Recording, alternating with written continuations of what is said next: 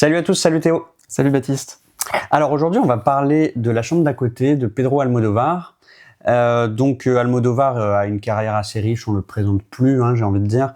Et là, en fait, moi, ça faisait un petit bout de temps que j'avais pas vu un de ses films, et il nous revient donc avec un film qui est sur la fin de vie, en fait, puisque c'est l'histoire de deux amis qui se revoient après s'être pas vus pendant un bon bout de temps, et l'une, donc écrivaine, va en fait se dévouer en fait à la fin de vie donc elle est incarnée par Julianne Moore et elle va se dévouer pour la fin de vie de Tilda Swinton qui elle a un cancer assez foudroyant et qui va en fait vouloir défier la loi américaine, puisqu'elle va vouloir prendre une pilule qui va la mener au suicide. Et donc, c'est l'histoire de l'amitié entre ces deux femmes et de cette fin de vie de Tilda Swinton. Qu'est-ce que t'en as pensé, toi, Théo ? Alors moi, j'avoue que j'ai pas trop aimé. En fait, je me suis vraiment ennuyé au fil du film. Et notamment, je trouve le film assez mort, en fait. Je trouve que c'est un film qui est pas très, très dynamique. Et ça se voit dans pas mal de compartiments, je trouve, esthétiques, thématiques. Alors, thématiques, évidemment, on pourrait dire, c'est la forme et le fond qui se rejoignent, tu vois, c'est un film sur la mort, et du coup, le film lui-même est mort, mais bon, moi, je trouve que c'est, du coup, pas très, très engageant, quoi. Notamment, il y a le fait, quand même, que presque l'intégralité du film tourne autour de l'action entre ces deux personnages, des deux actrices principales. Ça peut ne pas être un défaut. Là, en l'occurrence, je trouve que c'est un défaut parce que ça finit par tourner un peu en rond quand même. Il y a quelques personnages qui gravitent un peu autour d'elle, mais on les voit quand même très très peu. Et puis comme tu te dis, Julianne Moore est complètement dévouée à Tilda Swinton. Enfin, leur relation évolue peu, donc il y a un côté un peu répétitif au bout d'un moment, je trouve, dans le film. Et puis surtout par le scénario même. En fait, le film est un peu verrouillé dès le début, quoi. C'est-à-dire que on a un début peut-être 20 minutes où on ne sait pas encore exactement quelle va être la teneur du film, mais une fois que le scénario est engagé dans la voix de Tilda Swinton, qui demande à Julianne Moore de l'accompagner dans une maison à la campagne pour être là quand elle prendra sa pilule pour se suicider. À partir de ce moment-là, en fait, le film est vraiment en ligne droite et n'évolue plus trop. Et la seule chose que peut faire Almodóvar pour donner un peu de vie à son scénario, c'est des micro-événements, mais qui sont en fait résolus en 2 minutes. Notamment le moment où, parce qu'une porte a été fermée, que c'était censé être le signal que Tilda Swinton avait pris sa pilule, Julianne Moore pense qu'elle est morte, et en fait non. Et en fait, au bout de 2 minutes, tout ça est résolu, quoi. Il n'y a pas beaucoup plus de... Le scénario n'est pas brusqué par des choses beaucoup plus intenses que ça, quoi. Puis même après, je trouve que dans l'esthétique du film, quasiment l'intégralité se passe dans des intérieurs. Il y a très très peu d'extérieurs, donc on est entouré en permanence d'objets inanimés, forcément. Et même quand on est en extérieur, c'est des décors un peu carte postale. Quand il neige, la neige elle fait très artificielle. Donc voilà, moi très belle maison aussi. Ouais, c'est ça. Ouais. Un peu trop irréel, mais c'est peut-être l'effet voulu aussi, bien sûr. Mais ouais, voilà, mais t'as raison. C'est le côté irréel de vraiment, il y a pas de vie dans cette maison, quoi. C'est un peu esthétique Ikea. Oui. Et il y a une piscine dans laquelle elles n'iront jamais. Donc voilà, moi, pour toutes ces raisons, en fait, je trouve que, moi, mon intérêt pour le film a décru assez rapidement. Et j'ai fini par vraiment m'ennuyer, quoi, devant ce film, en fait. Moi, c'est vrai que ce qui va aller à l'appui de ce que tu dis, c'est ces nappes de musique qui noient le film intégralement.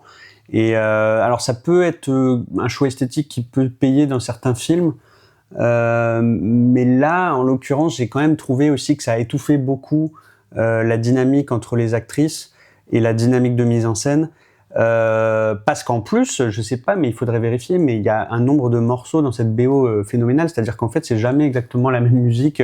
Donc c'est vraiment, on a l'impression d'assister à une symphonie, et pourtant j'aime les symphonies, mais là, en l'occurrence, j'ai trouvé que c'était vraiment...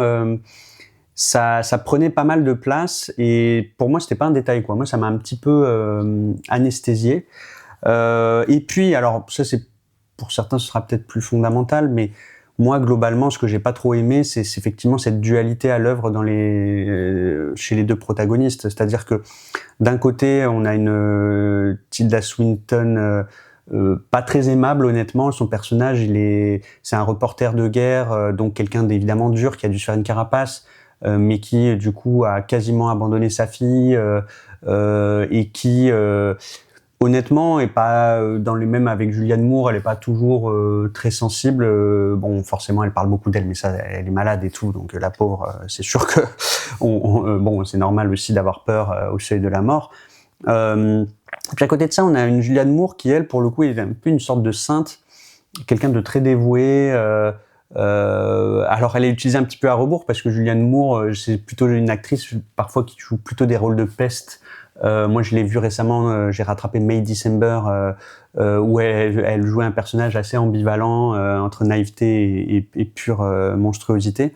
Et là, bon, à la limite qu'elle soit employée en contre-emploi, moi, je trouve que c'est plutôt un beau personnage dans le film, mais c'est vrai que la dualité entre les deux, j'ai trouvé ça trop schématique. Voilà. Et c'est vrai que ça a pas aidé aussi le fait que l'actrice Tilda Swinton, bon, voilà, elle est utilisée pour ça, mais en l'occurrence, dans ce film-là, moi, vraiment, elle m'a un peu hérissé le poil, quoi. J'ai trouvé que souvent, elle me dégoûtait un peu, pas physiquement quoi, mais par, oui, son personnage, elle est pas chaleureuse du tout, elle est pas, voilà, il y a quelque chose qui a pas fonctionné pour moi, il y a pas eu d'empathie, voilà.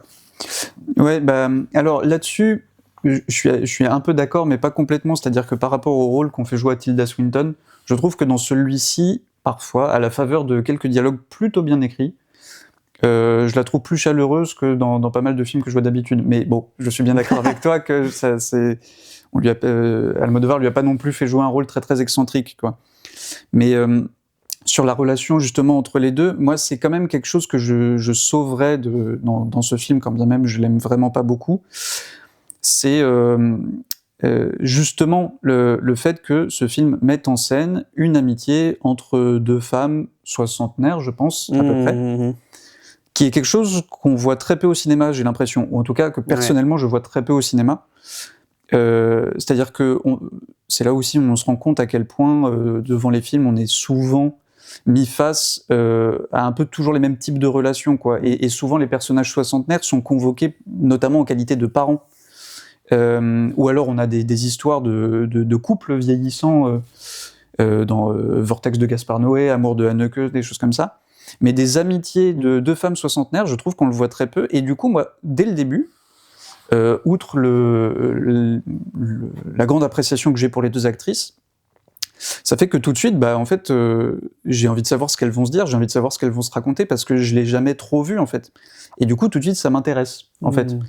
Un peu le sentiment de la nouveauté. Et ça, mine de rien, qui est quand même pas... c'est pas révolutionnaire, quoi. Mais c'est quand même une petite nouveauté à mon échelle de cinéphile. Et rien que pour ça, mine de rien, je trouve que, en tout cas en moi, au début, ça a créé un sentiment plutôt engagé dans le film. Mais bon, qui malheureusement, comme je disais tout à l'heure, ce sentiment a fini par disparaître au fur et à mesure que je trouvais que le film tournait un peu en rond, quoi. Alors moi, pour le coup, au niveau de la temporalité de ma vision du film, dans la première partie, vraiment, je me disais « Waouh, quelle catastrophe, je déteste le film » et je me disais « Waouh, ça va être notre première vidéo d'actualité cette année ». Je regrettais un peu et je me disais même « Est-ce qu'on va faire la vidéo ou alors on va le défoncer le film ?»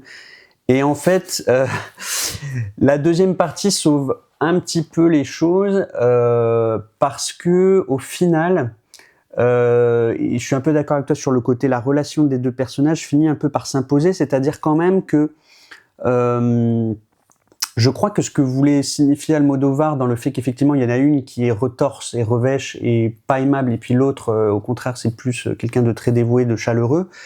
Je pense que ça sied bien finalement au thème, qui est quand même de dire que voilà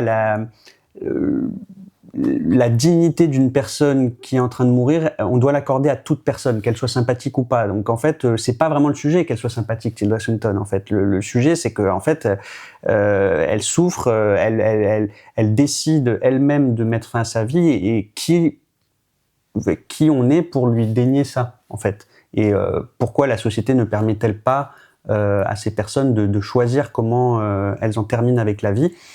Et donc ça, pour le coup, voilà, le film a un petit peu grandi en moi depuis quand je l'ai vu jeudi. Là, on est dimanche, donc voilà, ces 3 jours ont permis quand même de un petit peu réfléchir à ça. Et c'est vrai que, mine de rien, il en acquiert une petite puissance de dire... ça devient émouvant, voilà, ce dévouement de Julianne Moore pour son ami qui lui fait pas toujours des cadeaux et qui apparaît comme voilà, elle a un petit peu abandonné sa fille, etc. Donc finalement ça finit par s'imposer, et aussi le personnage de Tilda Swinton qui a un petit peu ce côté voilà, c'est cette actrice qui incarne souvent des personnages qui ont une aura un peu fantomatique. Voilà, elle a une présence, Tilda Swinton, qui voilà, je l'ai un peu bâché dans la première partie en disant que j'avais un peu du mal avec cette actrice, mais par contre, on peut lui accorder ça, elle a quand même une vraie présence de cinéma. Ouais.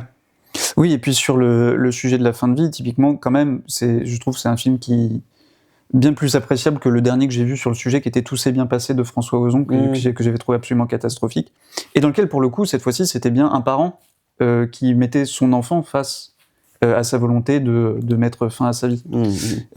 Parenthèse refermée. Moi, il y a juste un dernier point en fait que j'arrive pas trop à élucider.